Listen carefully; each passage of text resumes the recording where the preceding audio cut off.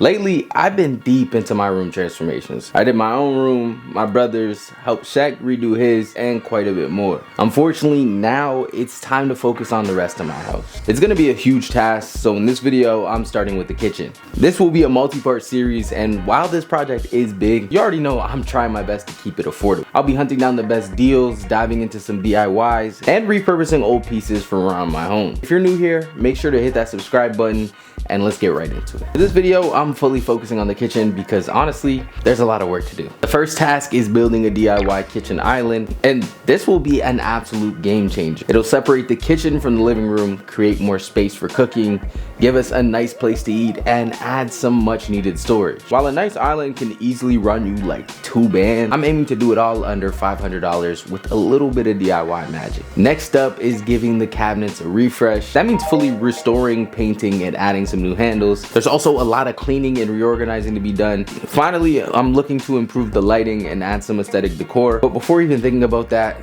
we should get started on the kitchen island. Now guys, to save some cost on materials, the base of the kitchen island will be this bookshelf that I got from Walmart years ago. The plan is to sand and paint it white, then transform it into the base for my countertop. We're likely gonna need to widen the base a bit. Then I'm also gonna head out to IKEA to secure an affordable countertop. If I'm being honest, I have zero experience when it comes to saws and power tools, so I'm definitely gonna be watching some YouTube tutorials off camera with my mom to avoid messing this thing up. I'll see y'all when it's time to start this thing off. Now y'all, it's time to work on the island, and the first step was simple. We had to sand the bookshelf, apply 2 coats of primer, and then 2 coats of white furniture paint. Once this base was dried and finished, I set it aside until I could buy the rest of the materials. I didn't want to waste time, so meanwhile, I started on the cabinet refresh. Honestly guys, this turned out to be super tedious. I thought we were gonna get the whole thing done over the weekend, but instead we started with the bottom half, cleaning off all the dirt and grime, using wood filler to patch up all the chipped areas and old handle holes, because of course we're getting some new handles. Then apply 2 coats of primer, followed by 2 coats of paint. The painting itself really wasn't too much work. It's more the drying time in between coats that really drags things out. You really have to wait about an hour or 2 to apply the next coat. So literally after a day and a half of just painting and working on these cabinets, I was already regretting committing to this project. It took a few days, but I finally got the handles back on the door, and at this point I could really see the project starting to come together. I was literally so excited that instead of waiting for the weekend to get the help from my mom, I spent 2 days during the week finishing the top row of cabinets, which involved a ton of cleaning and removing items to prep for painting. The cleaning alone took about 3 hours. After a few more coats of primer and paint, the entire cabinet area was starting to look brand new. We're done. I always gotta throw up these shelves.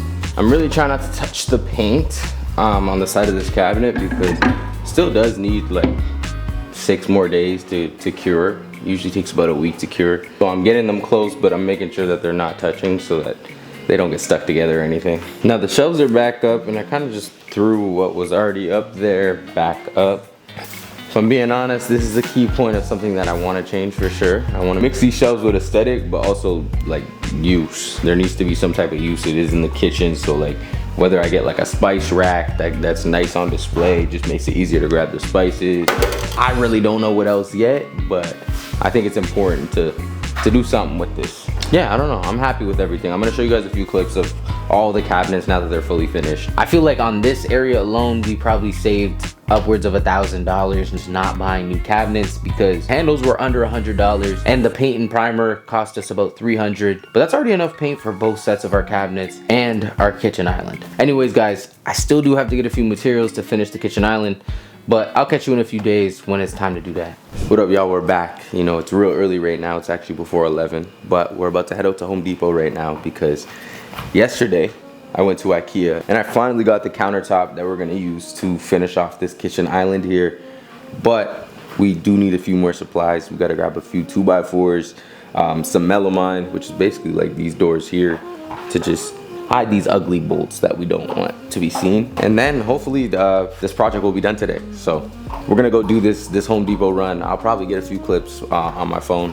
When we're back, it's time to get to work. So we'll catch y'all in a few. the island was definitely not finished today. Unfortunately, we realized we didn't have nails that were long enough to secure the support boards, so here's basically what we've done so far. We widened it because the countertop that we're getting is actually pretty big, and basically we just wanted to ensure that the countertop's weight isn't gonna throw off the balance. But Sunday, we started bright and early, and unfortunately, it was time to do the worst part of this project, which is cut this countertop to the right size. I used this handsaw to cut a few small things, but for the most part, using power tools, this was my first time. If I messed up this countertop, we were out of over $200 because there's no refund once you cut it. On the first attempt, we honestly just used the wrong blade. It was starting to get stuck, and by the time I finished the cut, it chipped pretty bad. So we had a second try, but we had to cut off about 3 inches. On the second try, it was really make or break because if I messed up here, there's really nothing we could do here. It would be messed up and too short, and unfortunately, I would have to go buy a new countertop. After taking a deep breath and going very slow, I luckily managed to get a clean cut. If I'm being real, that was absolutely enough stress for one night. So to end the night off, we glued the strip that came with the countertop and let it dry overnight. Now guys, I know this video probably only feels like a few minutes in the edit, but this project has actually taken about 2.5 weeks. It's Saturday, August 24th, and today we're finishing off the kitchen island. There are only a few more things to do, so let's get right into it.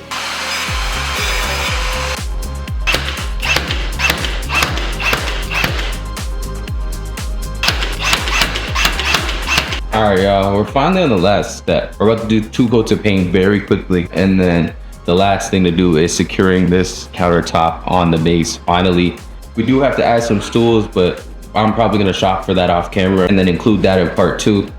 So let's just go ahead and finish this off.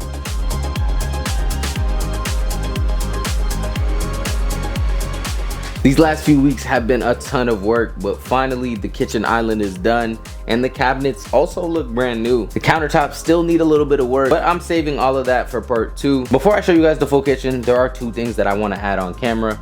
First is a 3-pack of cabinet lights from Amazon to add a nice glow to the countertop, which is both practical and aesthetic. The second addition being these new light fixtures that honestly just fit the overall scheme. Got one for the dining room table as well, and unfortunately they're gonna require some electrical work to install. I'm probably gonna watch a few tutorials to figure this thing out so we can get it set up. I'll see you guys in a second. Oh yes, it works. What, that third bump's not good? Okay, alright, so literally one wire was out of whack. I fixed it up though. So my mom was about to turn on the breaker and we should see all 3 lights light up. There you go. Picture number 1 is done. There you go. Number 2 is complete.